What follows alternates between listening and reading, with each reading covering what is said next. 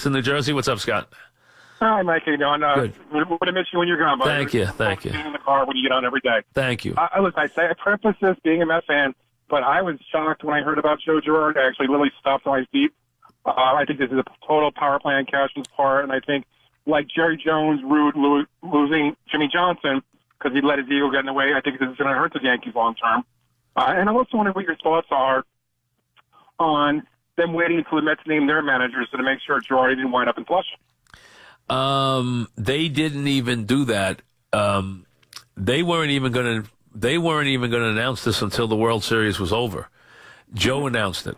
That's the reason the Yankees commented. Then the Yankees quickly said they would not be commenting again because the moratorium had started for the World Series. You're not supposed to make any announcements. Joe made an announcement, put out a statement, and then the Yankees responded. It was Joe that did it. So it was not the Yankees. But they made the decision, though. Okay, but they weren't going to make it public until after the World Series.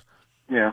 And, I would think coming off such a great year, whatever Cashman's beliefs are, this guy won. Well, but he was at the end of his. The reason it happened this year was he was at the end of his contract. This was the end of a 4-year deal. They didn't want to give him a new deal. But I still think at the end of the day, you look at what Jerry Jones let his ego get in the way in Dallas, and the Cowboys were good for another year or two, but then that was it. And everybody agrees they would have won a lot more. Well, Jerry's was clearly an ego. Remember, Cash doesn't have Jerry Jones's power. Jerry's the owner. There's a big difference. A very big difference. And Jerry, it was ego. He thought he didn't like Jimmy getting all the attention. And he made the comment, which was it's a comment that is one of the most worst comments ever made. He said 500 different guys can coach this team. And it was the dumbest comment any owner ever made because they have done nothing since then. Because the last Super Bowl they won was still with Jimmy's players. And Jimmy's strength, he was a good coach. He was more motivated than an X's and O guy. But what Jimmy was a superb personnel guy. Jimmy could pick talent better than just about any NFL coach. He knew a football player when he saw one. He also came into the league with a tremendous amount of information about the college game, and he knew where the players were.